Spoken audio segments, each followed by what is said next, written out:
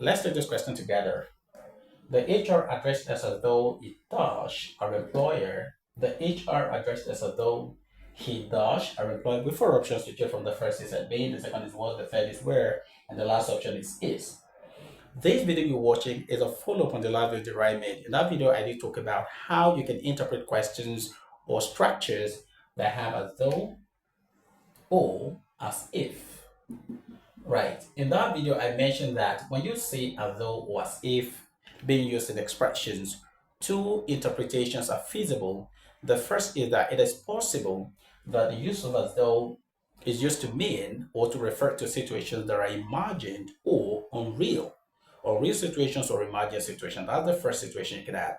While the second interpretation is that as though or as if could mean or could be talking about situations that are real or possible. Now, in the first instance where you have the situation talking about unreal situations or imagined situations, you can either use a verb in the past or in the subjunctive form of the verb. And secondly, when the sentence or the situation talks about unimagined or possible situations, then your verb will always be in the present tense. And then sometimes in the past, depending on the time frame or the time being used in the situation or in the expression. Now, that said, let's get to this question. The HR addressed us as though it does our employer. There are three characters in this expression. The first is the HR. We have the employer. We have the employer. We have the HR. And then we have we, the people. We have we, the people. These are the three participle characters in this question. The HR, the employer, and we, the staffers. And if there's one thing we can pick up from this situation is the fact that this person, right, the HR, spoke or addressed us, the people, the staffers, right? And while he was doing that, or while he, the HR, was speaking, was addressing us, okay, he was acting, he was talking as if it was this person, right?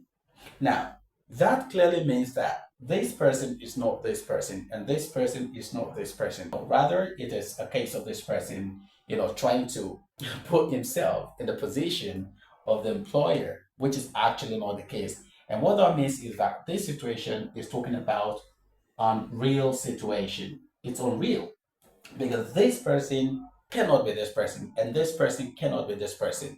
Are we clear with that? So this is not a real situation. If it's a real situation, then a verb will be in the present tense, or maybe in the past, depending on the tense or the time frame of the situation being talked about. Right, so this is an unreal situation, and then we have two options to choose from. The first is we have a verb in the past tense or a verb in the subjunctive case. But when you have situations like this where where two different human beings are, compared, or one is said to be acting in the capacity of the other in an unreal situation, then we have to use the subjunctive form of the verb. And the only subjunctive form of the verb in these options is where. This is the only option that is subjunctive in nature. But let's go through the options all together. I mean, one after the other. The first is had been. This is past participle, PPT, past participle. Now, of course, you know that you cannot have your answer in the past participle for an unreal situation, okay? Right? Your answer can either be in the past or in the subjunctive form. I'll be clear. As a matter of fact, this expression is not expressed in the past participle, rather it is in the past. I'll be clear. So, in terms of tense sequencing, right? This option is wrong because this does not align with address. Address is past tense, while this is PPT, past participle. Okay, now let's go to second option. The second option is was, right?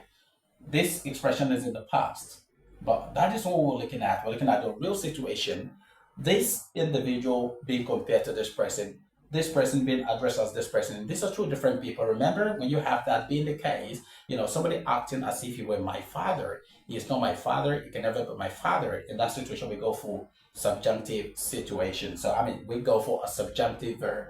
So that's why was will be wrong, right? Okay. Now we have C, Of course, that's a subjunctive case. The HR addressed as though he were our employer.